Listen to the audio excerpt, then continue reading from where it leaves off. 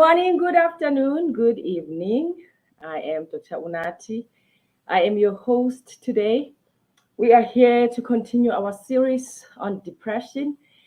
Thank you for joining. Thank you. Let me know where you're joining from. I am in Canada. I am in Canada. It's actually 10 a.m. MST, 12 p.m. Eastern Standard Time, and 7 p.m. in South Africa. That's basically the CAT time zone. Hello, hello. People are coming on. Let me know if you can hear me. Please type a yes there.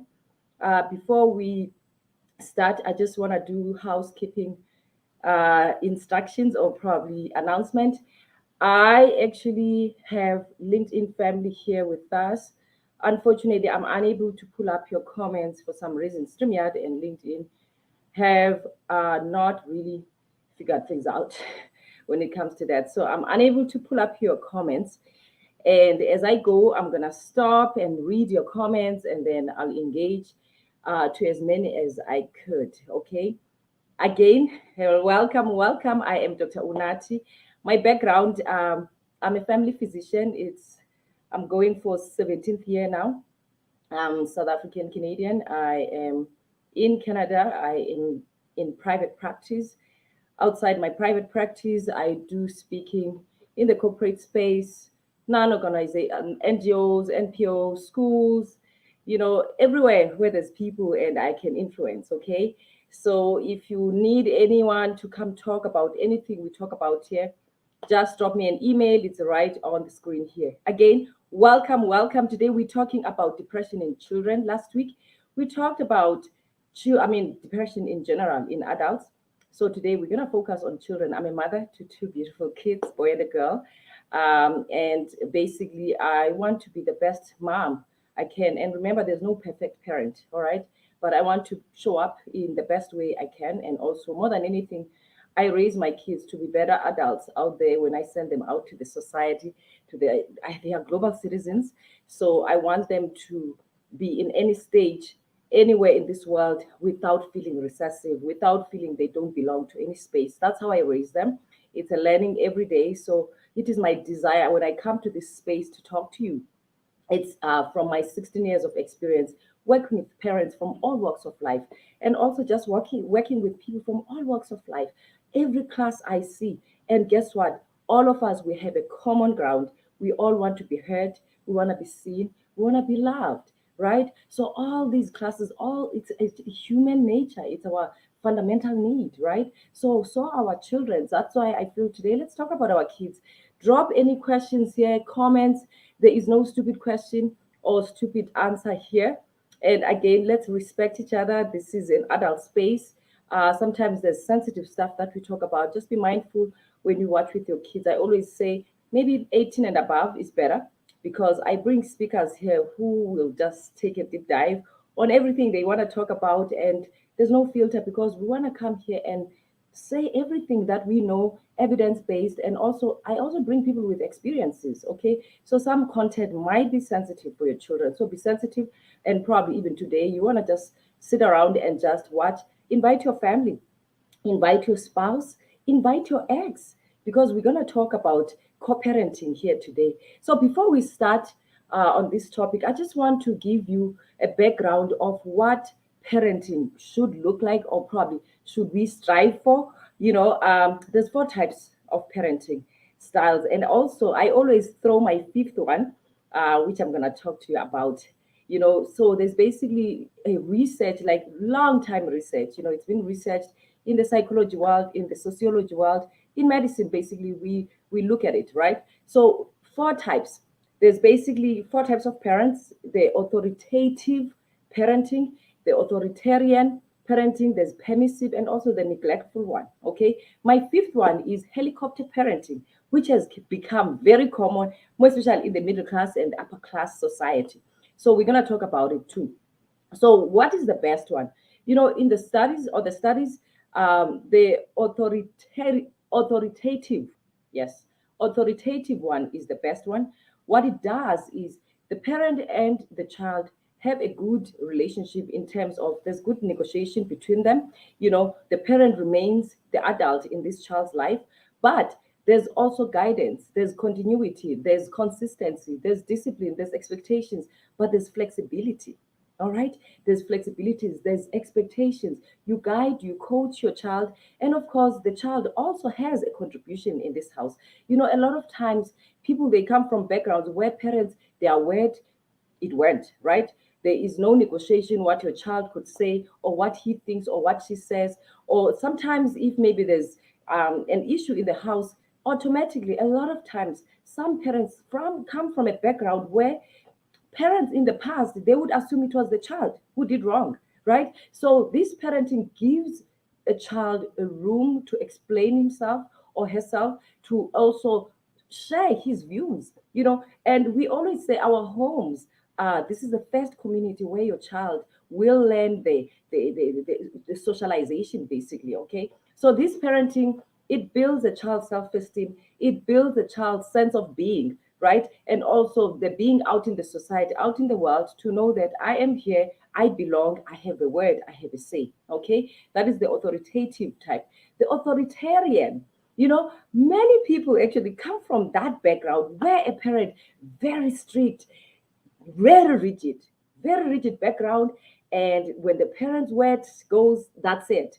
No negotiation, and basically, and very strict, very high expectations. And actually, kids that come from this background, they are high achievers. They grow up knowing that I have to achieve high, but then there's something about these kids or these adults. A lot of them are two-faced, because what it means is a child is a child. Kids will always annoy us, kids will always do stuff we are not approving of. But these kids coming from an authoritarian background, they show up the way their parents want them to see, right? What it is a child becomes a two-faced child. He goes out and behave in a manner that would shock you as a parent, because at home he behaves, he follows through all your instructions. Because remember, I said this is an authoritarian approach, very military. You do not negotiate. If you want that child to be here at 8 o'clock, no negotiation. Not to say kids should come home, I'm just making an example. But what I'm saying is there's a danger in this parenting. Lots of kids growing in in this environment, they're very scared of their parents, very scared. And that's why I'm saying there will be one personality outside home, and then there's a personality they will present to you. And a lot of times parents, they celebrate this because they are getting what they want.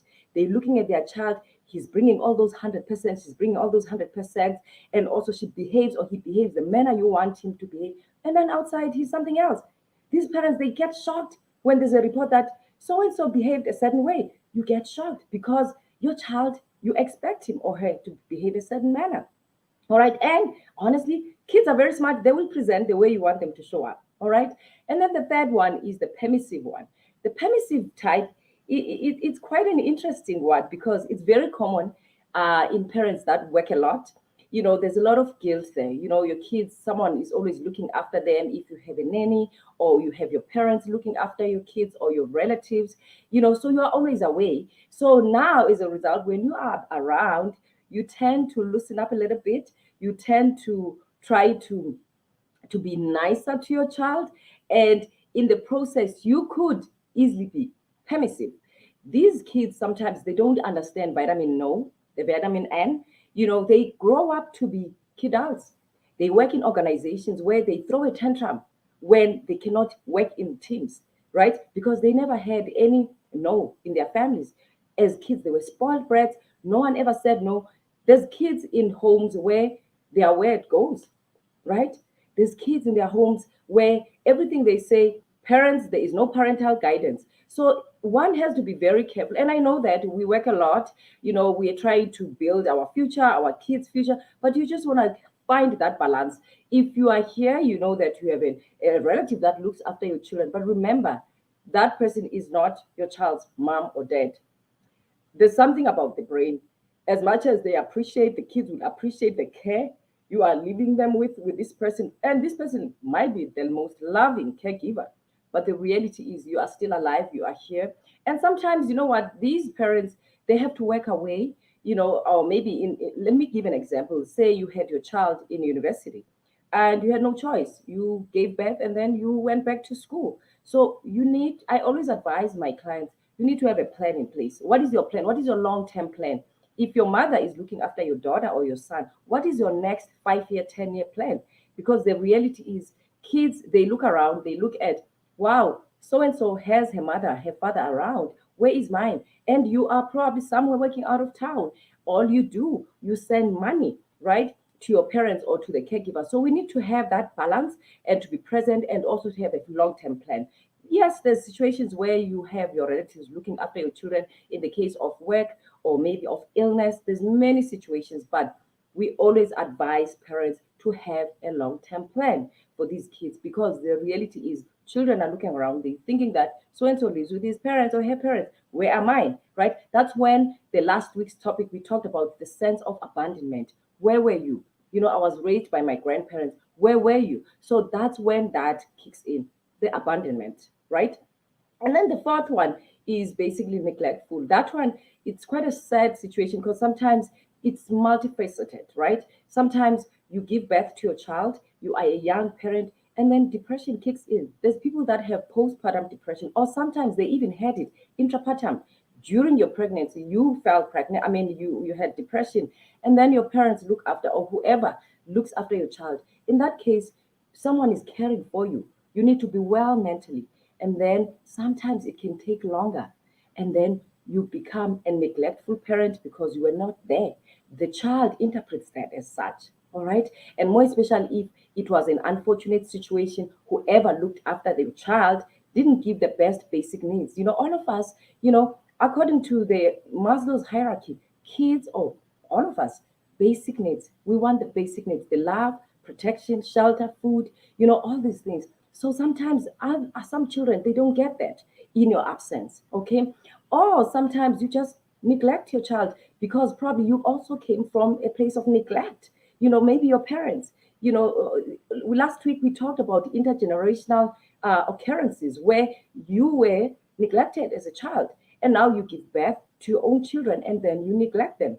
And the brain is quite an interesting organ. It goes back to this familiar. So you have to be mindful. You have to be willing to understand your storyline. You have to be able to heal from your own traumas, right? Because each one of us, something happened to us at some point in our lives. All right. So you want to look at your story, read your story, listen to it, acknowledge what happened to you. And when you bring these kids to this world, realize them that unfortunately, if you don't heal from your own pain, this could be transferred to your children. Right. So we see that a lot, the neglect, or maybe teenage pregnancy, and maybe unsupportive parents. And then because you are a child yourself, right?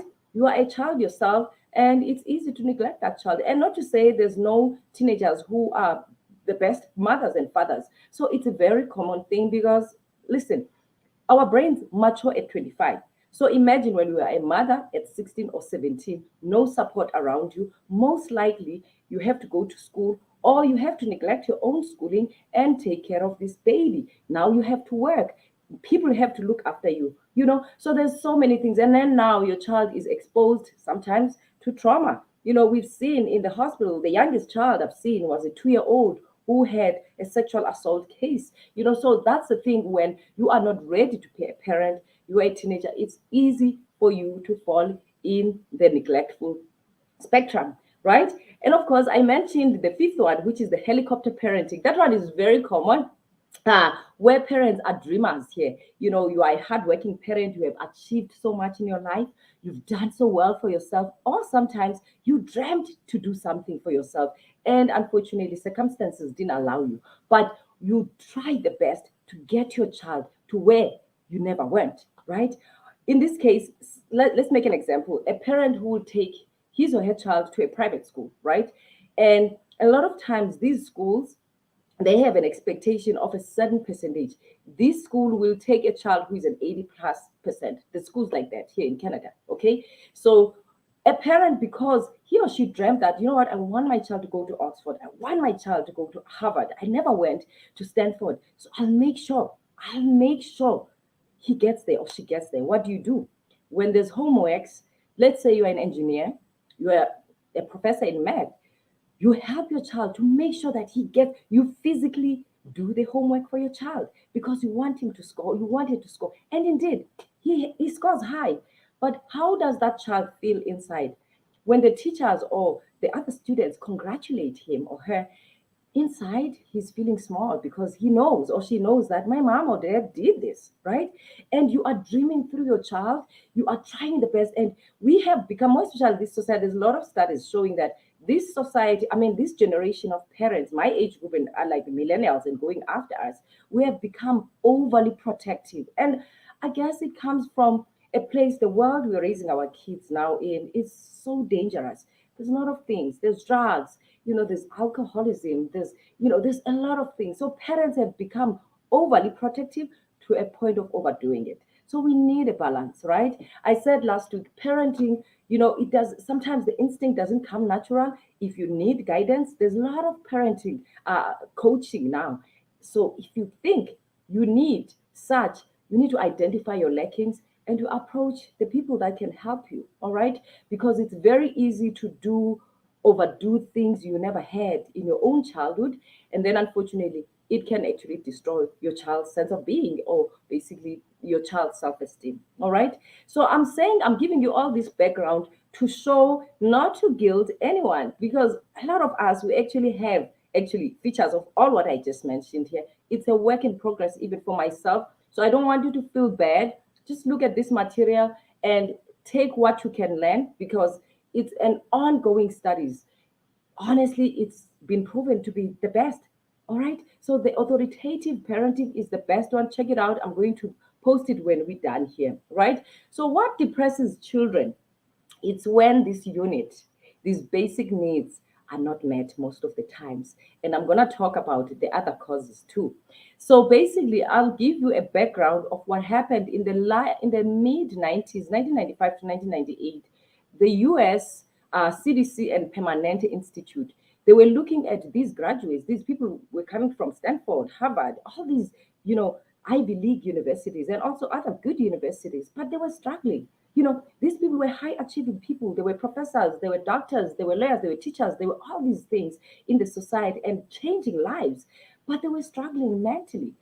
Some they were struggling medically. So what is going on? How come these people, this part of their lives is successful, and then these other fundamental parts are lacking?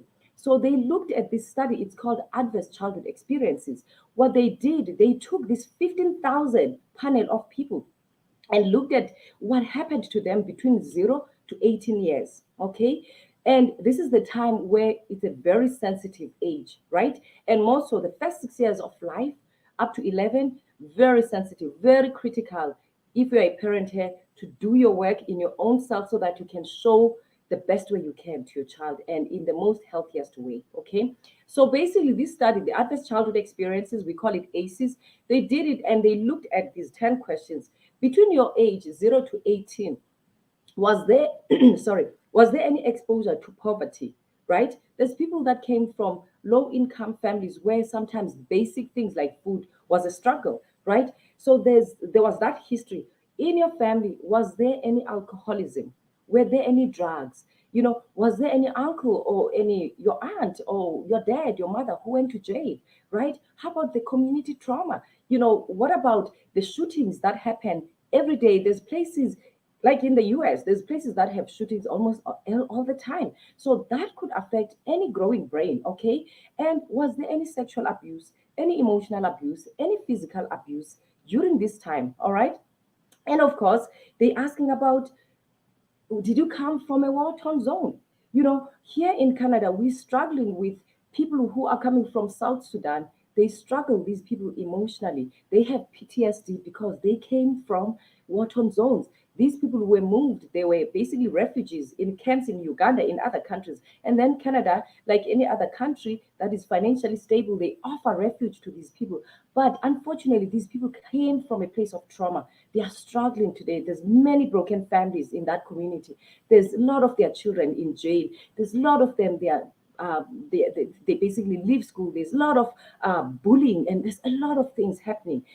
It's coming from the place of trauma, the ACEs we just mentioned. All right. So all these things, what they said on this study, if you scored four points and above, you have a very high risk of developing things like diabetes, which I'm going to explain how it happens. Things like COPD, the chronic obstructive lung diseases, the depression, the anxieties, the PTSDs, the obesity. So, what happens? Imagine a child exposed to an elephant in a room. That is how I explain it to a lot of people to understand the effect of trauma. Okay. Imagine yourself in a small room like a toilet. Okay. And there's an elephant there. You are sitting there facing this elephant all the time. How do you feel inside? You are in a state of hypervigilance. You are fearful. So that's how most people survived to be here even today. They are in that hypervigilant state. And hence, because of that, that is a very chronic state, right? That means you are exposed to this chaos in your family. There's always fighting, there's alcohol, there's violence, there's all this anger, there's this dysfunction where you're growing as a child, there's no love, there's all this chaos. So, what happens to your brain and your body? It releases the chemicals like the hormone called cortisol. All right, the cortisol hormone is the hormone that when it's in high levels, eventually it will cause us to gain weight, even in general, not even from the past history of trauma. Now, if you are in stress in your situation right now as an adult, look at yourself. Many people gain weight because cortisol levels are high. All right. So that hormone will increase your chances of developing diabetes. Because remember, when you have obesity or overweight, you have high risk of developing those conditions, diabetes, high cholesterol, leading to heart attacks. We're starting to see even younger people now who have heart attacks, strokes, right? And again, because of this elephant you are facing, there's also another chemical called adrenaline. You are pumping, your heart is pumping, you are fearful of this elephant you are facing all the time. So that's when people have higher risk of high blood pressure. And hence, I go back to the study in the US. When you look at the United States, of America, people that have high risk of high blood pressure, strokes, heart diseases, it's the people from the black communities. Because remember, these people came through slavery. A lot of trauma there, a lot of pain. All right. So when we look at our childhood, I want people here when they leave this space, look at your childhood, look at your history, look at what happened to you. And hence, I've changed my way of saying things. In the last 3 years, I don't say what's wrong with you. I've learned to say what happened to this person, why this person behaves this way, right? When we come from that place, we become kind, we become compassionate, we become loving, we become non judgmental when we start understanding where people came from. Because remember, we don't choose our backgrounds, we don't choose our parents, we don't choose our society, we don't choose our countries. I just mentioned people who are coming from South Sudan are struggling here and they are in the best country. Canada is one of the best countries in the world, but we struggle with there's crimes in that community, there's suicides in that community, there's a lot of depression, there's PTSDs, a lot of issues, broken families. All right. So, a lot of times people are coming from this background. So, that could predispose any child. And actually, you know what studies show? As young as 3 years old, as young as 3 years old, guys, kids could experience depression and anxiety. Remember the elephant story, all right? And then, of course, there's other conditions like we are going through the pandemic. The pandemic has been so stressful to us adults. How much more for the kids? We were asked to be in a lockdown. Our children were not seeing their friends, and some kids are even safer at school than being at home. I just mentioned the history of ACEs here. Imagine your child being at home with you and you constantly fighting with your partner or whoever is the family member that causes chaos. So that's why I felt terrible for children during this pandemic when they were forced to stay home, while at least when they go to school, they take a break from all that pain, right? Schools are protective. Okay. And then again, schools can also be destructive sometimes. If you're a teacher here, be mindful of caring for those kids that are placed in your care. Many kids in my time, in my primary school levels, some kids left school. They left school because they were bullied by teachers. right? So there were teachers that were not mindful, right? It takes self-aware person to protect a child that is placed in your care. It doesn't matter if you are a parent or not. The fact that you are a teacher, you have studied psychology, and you should be understanding what the human brain and the human mind, how it works, right? So some kids, unfortunately, with the pandemic, they basically, we saw spiking number of anxiety, depression. A lot of kids were admitted in our hospitals here in my city. They were cutting because they were hurting. They were lonely, right? And again, we are a generation that is busy on social media. Our children are raised by the phones we buy for them, right? So we need to make time for our kids, because this generation of kids, we just need to be present, because the reality is, in the past, in our times, we grew up with our cousins, we grew up with our neighbors. It was free to walk around. But nowadays, we move to urban areas where you are staying in this estate, and your kids friends, it lives an hour away, and there's traffic, there's so many things that could actually impede him or her seeing his friends all the time. So now your child is left with you to entertain him or her, right? So we have to be careful with all what we do with our kids. We need to put time out, I mean, time separately, to spend time with them and to get to know them. Last week, actually a few days ago, I asked, how much do you know of your child's emotions, what he likes or what she likes? So there's a lot of things parents miss in their kids' lives because of busy schedules. All right. One time, actually, I interviewed a man here who said in his family they have a day where there is no phones off. They take a day, they go out to the nature, walk, connect, get to know each other more, what you like. I found it's just the best way to connect, and the natural way to connect with each other, when we switch off those phones and get to listen to our kids. What do you like? What did you not like at school today or this week? So when we start connecting that way, our kids will learn to teach us, or maybe to share the smallest things they have experienced, and it gives them room to share even the biggest struggles they have, right? One time I was listening to Jada on the Red Table Talk. She was heartbroken. She didn't realize that Willow was cutting. She said, I thought we were doing the best with Will, and Willow was struggling with depression. She was cutting. So do you ever look at your child? Do you ever just browse through your child? I'm not saying be an expert in examination, but most parents, they don't even know their kids are cutting. We see this in clinical practice. Kids, even adults today, they will share that my parents didn't even know that I was cutting. I was always wearing a long sleeves. I was always wearing long pants. They didn't pick it up, right? And of course, now we're going to talk about the other cause, medical conditions, right? The medical conditions, we're starting to see more kids diagnosed with cancer. There's HIV in places like South Africa, there's HIV. Some kids, their parents now are gone. They're living with HIV, they're living in state of fear that, am I going to also follow my mom or my dad? There's a lot of that stuff. Also, kids suffer TB, a lot of things. So medical conditions could also depress a child. There's that sense of, my life is done. They don't enjoy life like other kids, more especially if there's no resources, right? Like now, World Health Organization tells us that about 70% of people living in low income or middle income countries, they don't have access to mental health services. So you can imagine even the stats they give us. And mind you, the stats they tell us, every year there's basically 200, like currently we have 264 million people living with depression. And depression is number one cause of disability. This is in adults, okay? And guess what? Every year there's like 800,000 people committing suicide. And guess what the age group that is common? 15 to 29. 15 to 29, that's youth.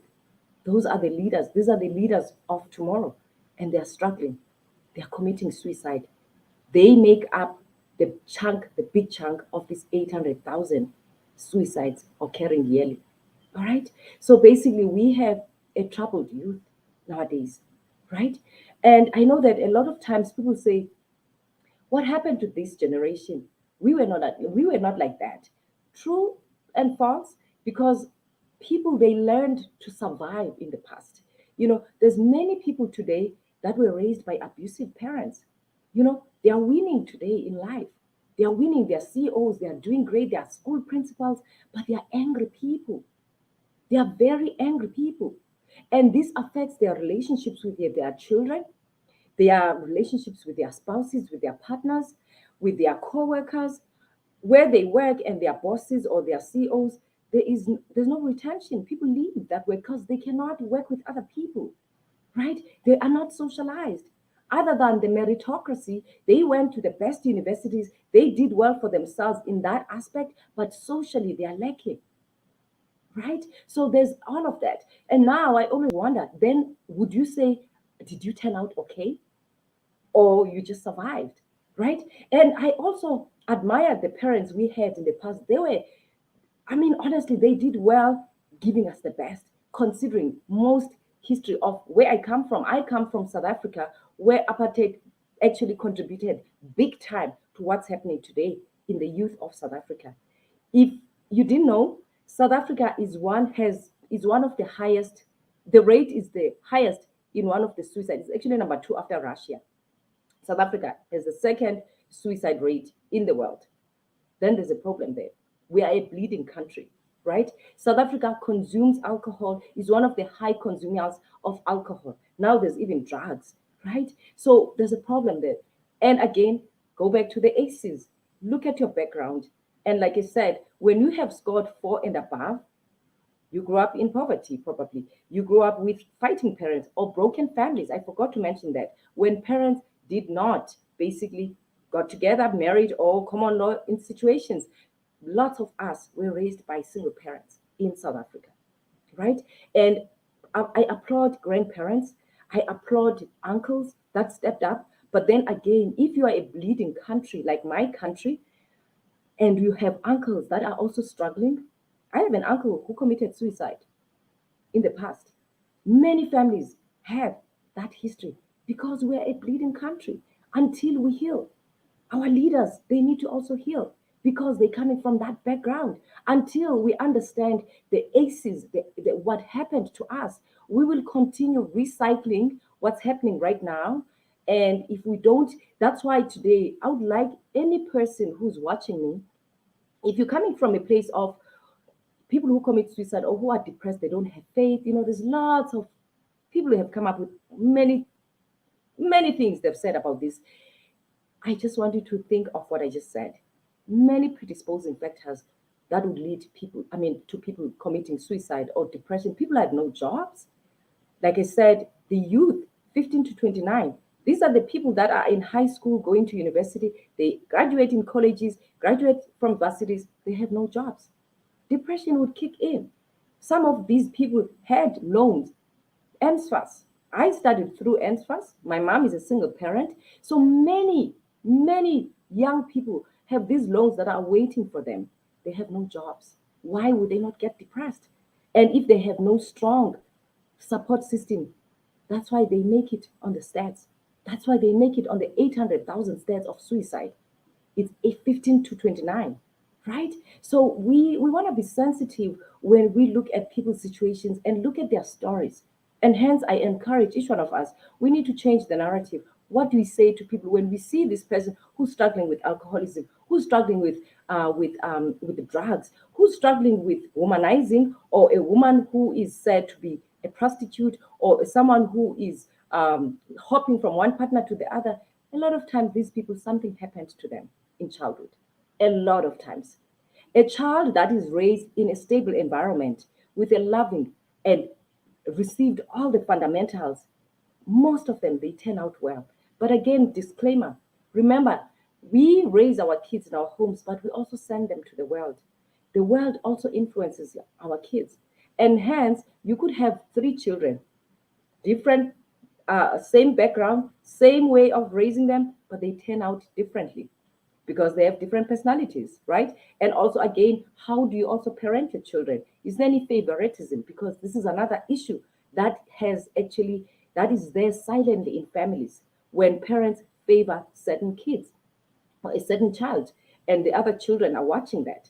This has contributed to how a lot of people feel abandoned, or they feel the low self-esteem, they feel they don't belong. Even now, when they come out of the family, of their home situations, they come to get jobs. They don't feel like they belong in any organization. These people, they even scared to ask for a raise.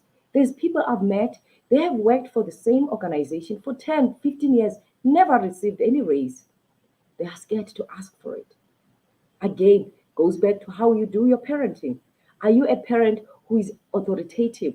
Are you a parent who does not let your child have a voice in your house, in your home? Let's not never underestimate chores. If you come from a black community like mine, and of course I have friends from other races, each child coming from my background did chores. Our parents did well on that aspect. Chores.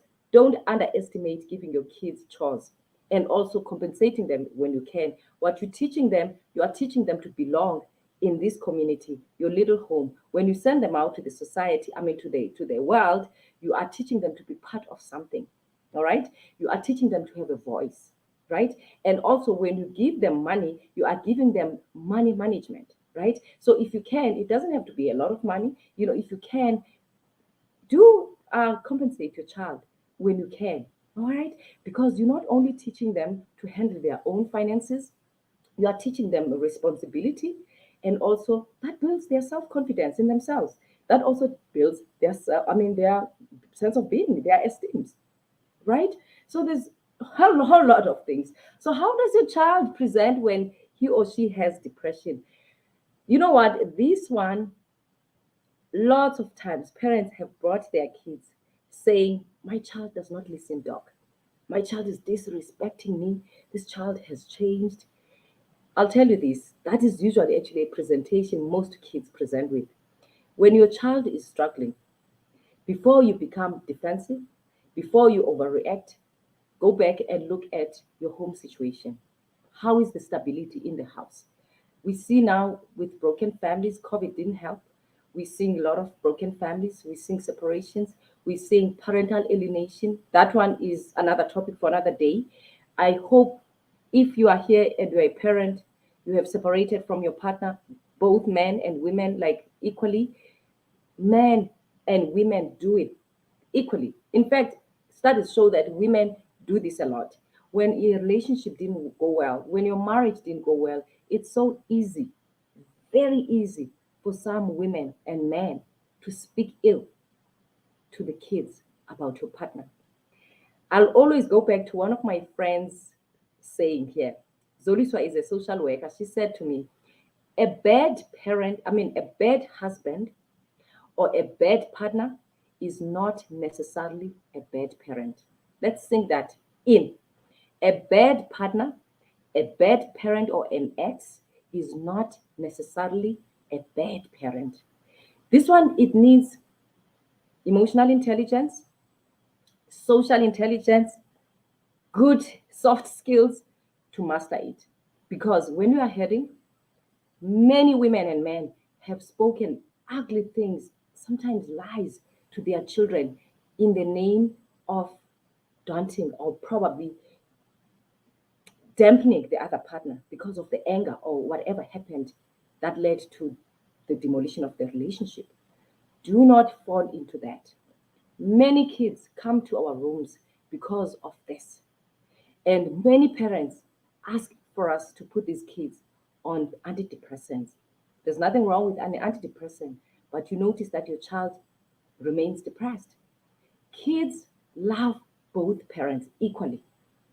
Whether you have broken, your relationship has broken down, remember this. In all what I'm saying here, remember if you're a parent here, you are in separation, you are divorced, remember, you do not want your child to be on that state because of the anger you have towards your ex. Because many children or many adults today do not want to be parents because of the pain that was inflicted by their parents. It's easy for parents of adults that are fighting because divorce is painful. We see this all the time. Separation is painful. These are the people that used to love each other, but today they are going separate ways. It doesn't have to be like that. We would like to start seeing more amicable ending of relationships where people would see that okay, it is not working out, but we still have these children that are placed in our care that we need to co-parent healthily. When marriages end or when relationships end, It doesn't necessarily have to end up with your child being in a mental institution. Because remember, your kids are already hurting by the breakdown of this family. The fact that now there's going to be this adjustment of spending time at dad's house for a week or two, at mom's house, that is that has turned down this child's life upside down. That is the initial pain you have caused to him or her. So the fighting on top of that pain, where this child used to have harmony in his house or her house, now suddenly you are fighting because you cannot be mature adults. This has caused so much pain, guys. Please stop it. It hurts us as caregivers, as health professionals looking after these children. We increase the doses of antidepressants. These kids remain with anxiety, with depression, because they go back to the same elephant at home. And when these relationships break down, normalize going for counseling, normalize going for therapy, because you have just lost something you once valued. There's sense of loss there, right? You are paining, you are hurting, right? So normalize going for therapy and also take your children for therapy because they have also lost yet the sense of loss, right? Antidepressants, yes, they have a role in this, but a lot of times reassurance and also becoming mature adults in their lives would save them big time.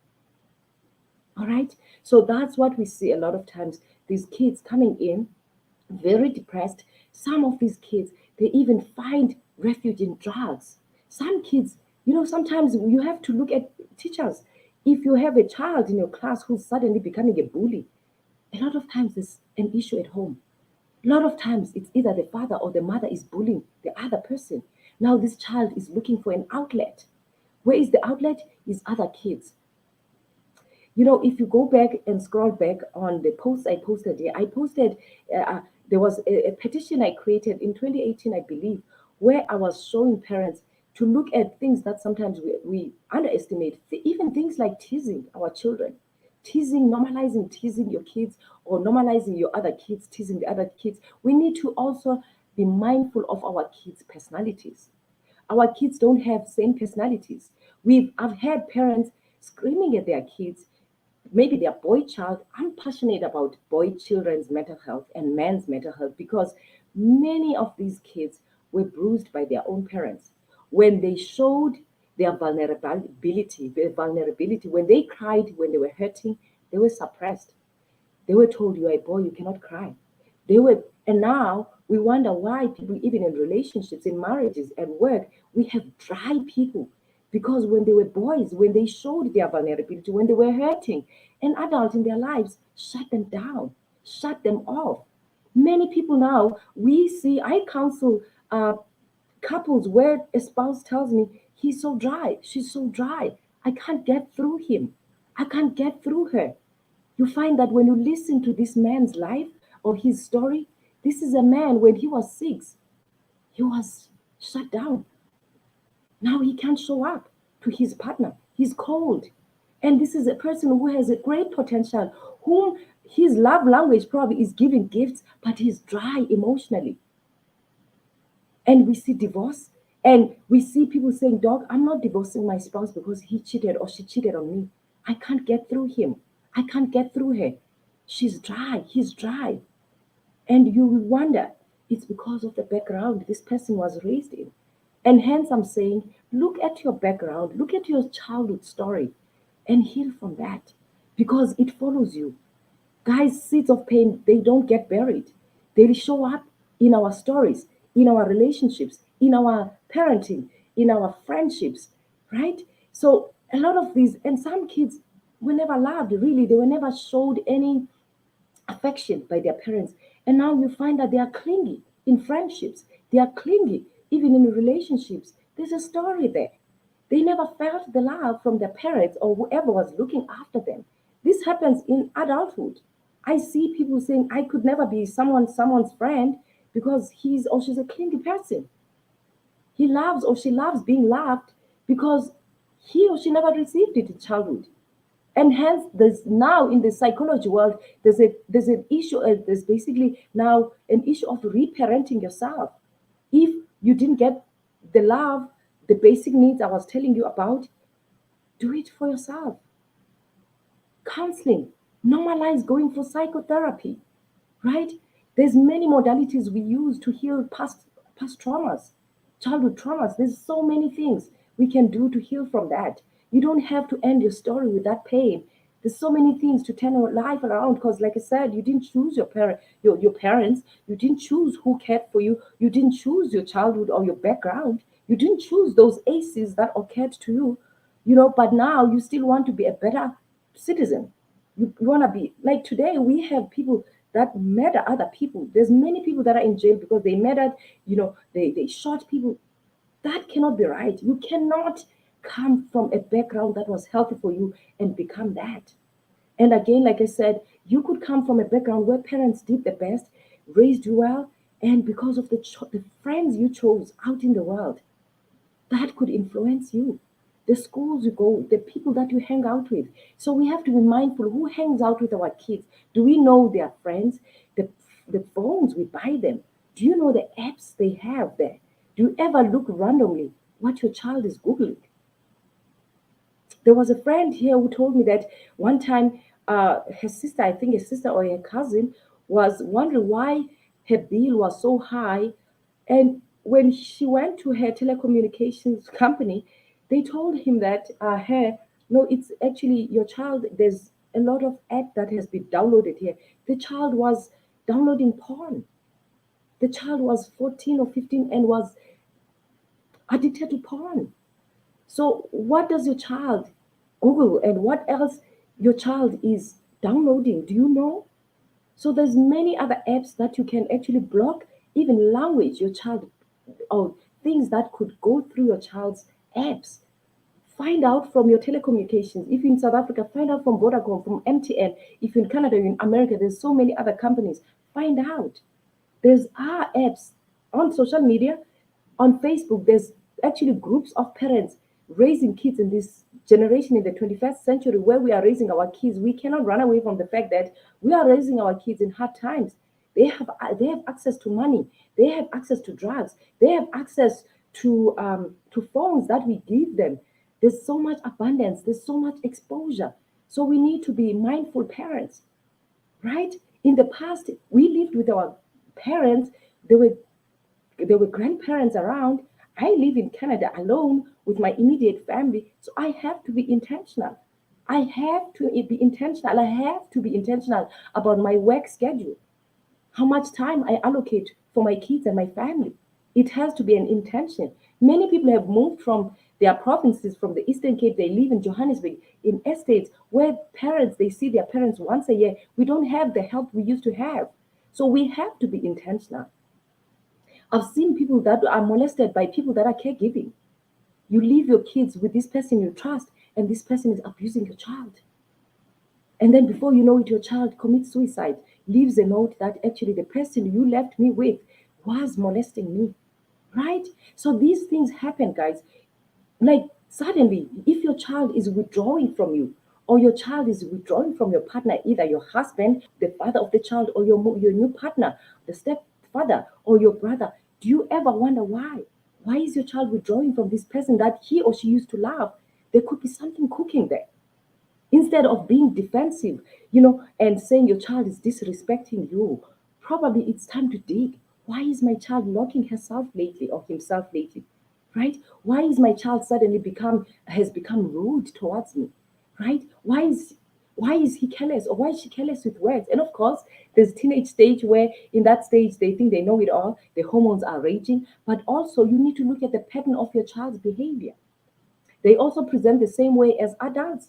The sadness, they don't want to take showers. Of course, kids, there's a thin line there. Sometimes kids, they don't love water, just in general. But you see a pattern. Your child is subdued, is sad, is just depressed, doesn't care. Even his friends doesn't go to his friends like he used to, right? You know, there could be something cooking there. Your child is suddenly locking himself or herself in his room. There could be something there. Listen to the teachers. How is the performance in class? How are his grades or her grades?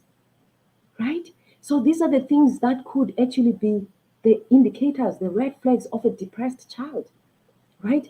And also, Don't underestimate when your child is starting a new school. Don't ever find yourself saying, it's going to be okay. Learn to reassure your child. Some kids are sensitive, they have separation anxiety.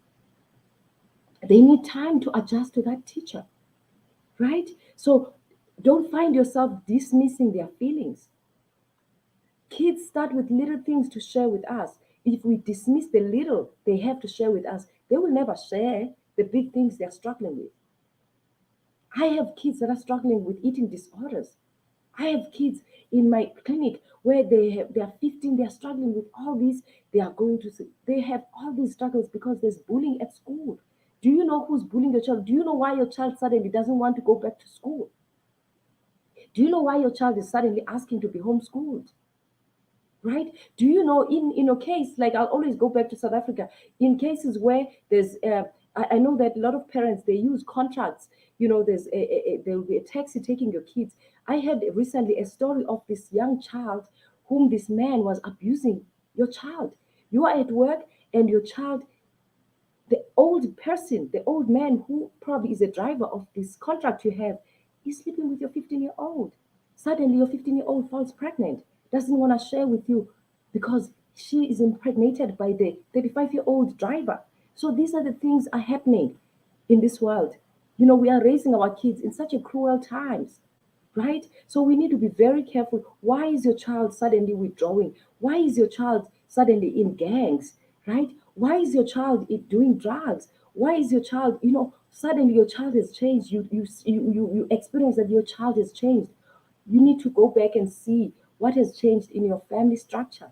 What has changed in your family dynamics? What has changed in your work? Maybe you're not spending as much time that you used to spend with your child. So there's a lot of ways our kids show their symptoms of depression. They act out because this is the best way they can do it.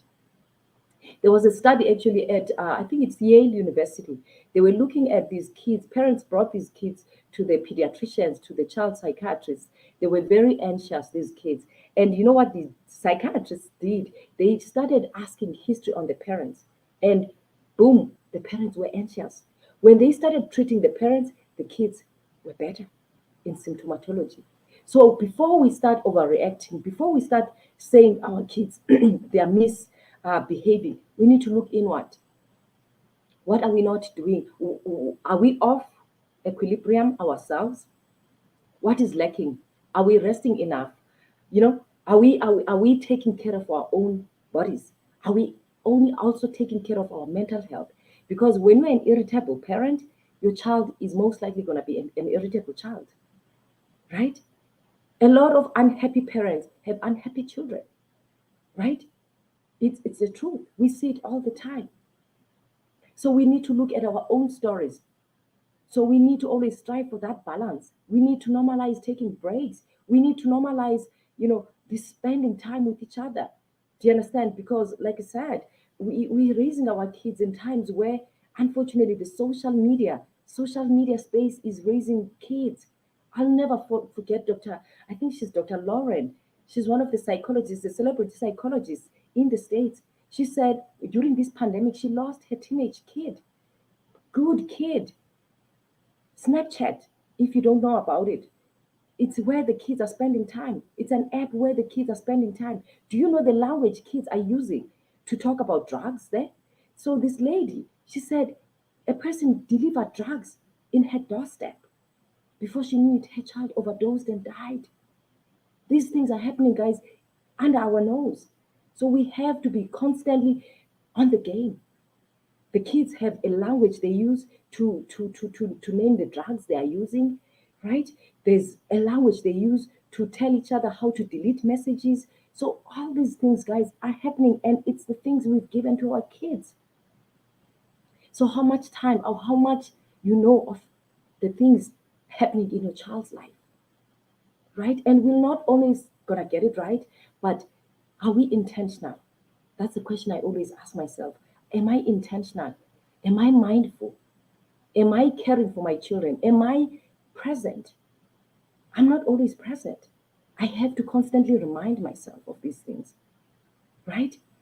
How do I behave at a restaurant? How do I treat other people in front of my kids? Am I a respectful adult? Am I kind? Kids learn from us all these cues, right? So how we show up to the world, our kids will be. That's how they will show up because we give them the templates, right? If you know yourself that you had struggles in your childhood, normalize going for healing. You have to heal for the gifts you have, these kids that are placed in your care. You have to be well for them so that this generational trauma you have doesn't, it has to stop in you. It must not go further. And of course, there is family history too. If you have depression or your family history of depression, this is also risky for your child to have. So there's also that family history. It's genetic. Depression can be. Or some kids can also have low chemicals, the dopamine, the serotonins. These are all neurotransmitters that we need to be happy. Some people, they are low. And again, these can be low when you have chronic stress. I mentioned that there's kids that grow up in very toxic environments, very toxic homes. So they are prone to develop depression. They are prone to develop or commit suicide, these children, right? So this is basically, I'm coming to the end of this discussion. Um, as we close, and of course, how do we treat depression? Same as adults. There are antidepressants. Kids, we do put them on antidepressants, but a lot of times when the situations change at home, reassurance and therapy, usually we don't have to go that route. And of course, there's a place for medication. All right. So we look at the situation in your own home, look at how you can change that environment for your child. Therapy, therapy, therapy. And of course, some kids who have, this is a topic for another day, guys. There's kids that have ADHD, the attention deficit hyperactivity disorder. Those kids, they tend to also have there's pre-existing depression. They sometimes they don't find themselves in the society. They are bullied at school by their peers. They are bullied by their teachers who don't have patience. School systems, sometimes they don't provide extra help for teachers. Teachers have to look at these 30 kids in their class, and there's a child who has ADHD, who is hyperactive in class, who needs more attention, and that child is prone to develop depression because there's always gonna be a no to that child. No one has patience for that. So I know that sometimes I've seen parents bringing their kids to ask for assessment, and then we assess the child having ADHD, and the parent denies the diagnosis. And then who suffers is your child. They don't only just suffer in their learning because they can't learn. They are hyperactive, or sometimes the inattentive one. He's in class or she's in class. He's somewhere in Johannesburg. She's somewhere in New York while she's sitting here in class. So what's going to happen to the grades? Of course, right? So these kids, they grow up with low self-esteem most of the times because they don't find they belong anywhere. They are struggling academically. And guess what? ADHD kids are the most smartest kids. They are creative. They are very smart. They are not stupid. It's just that their brain is wired differently, right? So when we are in denial of your child with ADHD and refusing for this child to be medicated, or refusing to change the situations in your homes, because there's been overdiagnosis of this diagnosis, only to find out there's dysfunction in the family. The child comes across as acting out, as hyperactive. Some doctors have overdiagnosed this diagnosis because probably there was no proper history that was taken, listening to this child's background, the situation, the circumstances at home. But we do see depression existing with ADHD and true diagnosis of ADHD. So if you have such a child, accept the care or the advice you are given by your psychologist or by your doctor, because it changes these kids' lives. They also perform academically, right? I look at my background, how many kids I went to school with who were dropouts, probably they had ADHD and they were seen as defiant because in my time, there were no education psychologists in my times, right? So, how many kids were robbed of opportunities to succeed in life because they were not diagnosed or were misdiagnosed? And unfortunately, because of lack of resources in their families, they were never given a chance.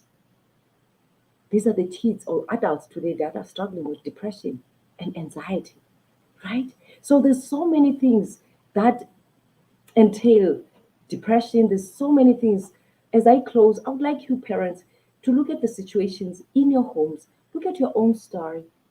Look at your what happened to you as a child. And you have survived and up until now. And I want to applaud you for that. But look at your storyline. Look at your life. Look at also how you view yourself. How is your self-esteem? What do you tell yourself in front of a mirror, in front of a 5-year-old daughter or your son? What language do you use on yourself? Do you understand? Look at all of that. Have you gone for therapy? If something happened to you, some people are in abusive marriages, in abusive relationships, and their kids are watching that. Yes, that could predispose your child to depression, anxiety, living in fear, right? And sometimes, if there's an abusive parent who is aggressive and violent, sometimes these kids have been victims of that, right? So, these are the things that are practical things we see every day in the work I do. So look at your own story. Look at how you can change your own storyline. How do you heal? There's solutions out there. There's help out there, guys. There's so many modalities we use to help trauma. And of course, it's gonna be a lot of work. You have to be willing to do the work. And it's not easy to go back or relive your stories. It's not. But you want to change your future and also the future of your children. That's basically the way it is. You want to change your relationships. Many people, they don't have friends. Many people have broken unfairly from their marriages, from their relationships, because of the past pain, because of their childhood trauma. They didn't choose, right? So as we close, I'm going to pull up your comments and see what I can probably contribute to your comments, and then we can close. If I can't read all of them, I'm gonna attend to each one of them. And again, LinkedIn fam and um, YouTube, I might not be able to pull up your comments. I will right away. I wanna see. So Busisiwe says, so true, dog. Those talks after school are very important. That's the time our bundles of joy event. Absolutely, sis. And Nana says, powerful dog. Thank you so much. Thank you, sis. And Busi says the home environment is so important. It affects our way of being. Homework is crucial. Thank you. Nokwenza Luzipo says there's a saying that you can't give what you don't have. Exactly. We come from broken homes and hurting parents. Depression was never in our vocab growing up. Thank you once more. Thanks, is we never chose our backgrounds. We never did. Thank you for your job. Well done. God grace you and your family. Thank you so much. Thank you so much. Um, Mafuti says, thank you so much, doctor. Thank you, sis. Z, first time I joined. Thank you for this. I have learned a lot. Thank you so much, guys. And again, this is not to shame or guilt anyone here. We are all learning. We are coming from all these backgrounds. Our parents did the best they could, and I honor them. And also, I know that some of you are not even speaking to your parents, you're not speaking to your dads. I would like you, last week we talked, if you didn't look at our show last week, go back and listen to it. Just spare your 1 hour, 30 minutes and go and listen to that show where I'm addressing the issues where your parents did not show up the way you expected. Because when we are born, the first interaction is our parents. As a child, as a baby, that's your first interaction. That's natural that you have to interact with. So some parents didn't show up. I mentioned something sensitive. There's people that are products of rape. So some parents, they didn't find the courage to love you because probably they were molested, they were raped by their fathers, they were raped by their brothers, by their uncles, by their teachers, and they were told to shut off.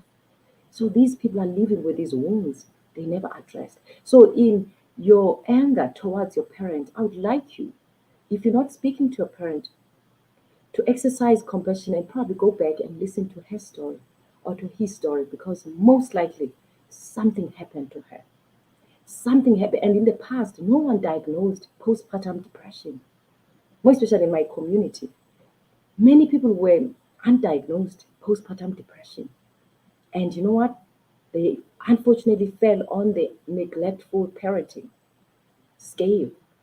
They were not there. They didn't show up because they were ill, right? So I know that many people are angry at their parents. Many people are not speaking to their parents. But I'll tell you this, in the work I do, both these people are hungry to reconnect. Pride comes between them. Pride comes between them. Anger, shame, guilt comes between them. So I want to challenge you. Whatever happened to you, the story that you had that you didn't choose, most likely, oh, your parents didn't show up the way you expected them. A lot of times, something happened to them, right? Something happened to them. There's fathers that went to the exile. There's people that went, they were soldiers. That was a very traumatic workspace. Here in North America, we see many people with PTSD, the post traumatic stress disorders, and with broken families, with alcoholism, with drugs, because they're trying to numb the pain. Maybe your father came from that background, or himself, he was abused by his own father or by his uncles. He didn't show up the way you wanted him to. Remember, we all have stories. These stories live with us. They are the roots, they are the roots of our being. So when we start exercising compassion, the kindness, the understanding, supernatural understanding, and non judgment, this place would be a better place. Would come from a place of compassion and love and kindness, right? So maybe your father, your mother is craving to reconnect with you, but is scared of you because of the absence he or she has been to you for the first 30 years of your life. I cry in my practice when I listen to stories of people that reconnected when they were 60 and the mother is 80. They are reconnecting. This is not only in my black community, this is a cross cultural issue where parents, some parents, they had to give up their kids because they had them young, but now they are reconnecting. So these stories are painful and also beautiful. The ending, it's always your choice to want to have that ending, right? To have that beautiful ending. It's a choice you make. You know, I celebrate people who go back and reconnect. In that, I always say we all have these yucky stories, but there's beauty that comes from those broken cups, right? Those broken cups have beautiful and sweet waters, right? So if you have such a dynamic in your family, I would like you to exercise some compassion and probably listen to what happened to your parent. I'll always remember one of my colleagues, Dr. Tope here she came from a background of polygamy, where her father was very abusive towards her mom, very abusive, emotionally and physically. And she said, I grew up seeing all of that. I grew up seeing all of that. My mother, in her old age home, in her old age, it's the first time she ever said she loved her. She said, I had to do my own healing and my work to understand what my mom went through, what my mom went through with my father. So there's a lot of stories our parents are struggling with internally. They never shared with us. They're struggling even today. They never shared. They keep going. They keep going. They keep showing up. So if maybe you are angry at your parent, at whoever raised you, most likely something happened. This is not to excuse the behavior, and this is not to normalize the behaviors. We see the sickening that is happening in the world, the people that are raping their children or their nieces, their nephews. People that do that, they definitely have something wrong with their heads. Something happened to them. They got to do something about that to heal so that this place is a better place to raise our children, to be empowered, to be assertive, to be leaders. These children are the leaders of tomorrow. So we are responsible to give them better templates. We are responsible to be mindful and also to reparent our own stories. We are responsible. If we are adults enough to give birth to kids, we are responsible to heal from our own pain and our childhood traumas. And again, thank you so much for being here with me. I bring a lot of speakers here. If you are new to us, Just share this post, follow this page, like and share. I bring all these amazing thought leaders who come and teach us. I have changed in the last 3 years the way I look at life in general, the way I do things in my own home, the way I relate with my own partner, the way I relate with my kids. Do I still get things wrong? Absolutely. It's a learning curve, right? It's a learning journey. Parenting, relationships in general, right? I've learned to master my soft skills. I learn them every day to be mindful. It is my responsibility to be a better citizen in the world around me and to influence the children that are placed in my care, to influence the partner I am blessed with, right? I don't get it right all the time, but I'm humble enough to be aware to get it right the next time, right? So, you guys, God bless. Thank you for being here. Thanks for joining us. We come here every Saturday for an hour. Sometimes it goes just above the hour. And I guess when we're having fun, these things happen. So, thank you so much for joining us. We come here every Saturday, 10 a.m. MST, 12 p.m.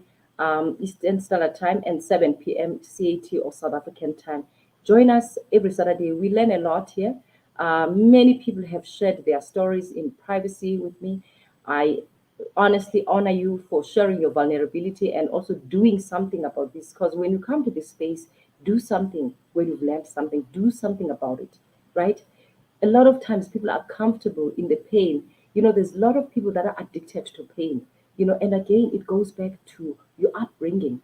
Many people are addicted to pain, but this space is for you to view things differently, to change your narrative, to change the way you view life, to change also probably the relationships you have. A lot of times people, they start looking at their lives and be like, this is not what I want for my future. So this space has improved a lot of people's lives, and I am so blessed to be part of your journey. And again, I know a lot of you guys, we want to inbox. This page is only educational. I cannot answer to individual questions. And again, I can only see my own patients. This space, we have to also protect your information. There's a medical legal implications. So we're not allowed to diagnose in spaces like this, not unless you are our patients. So we're unable to give advice, not unless we sit down with you and listen to your stories. Okay. So this space is educational. So when you find something that touches your soul, that touches your story, go back to your doctor, to your nurse practitioner, to your psychologist, to your counselor, to your social worker to explore it further. Okay. So God bless. Take care. I love you all. I hope you will have a wonderful weekend.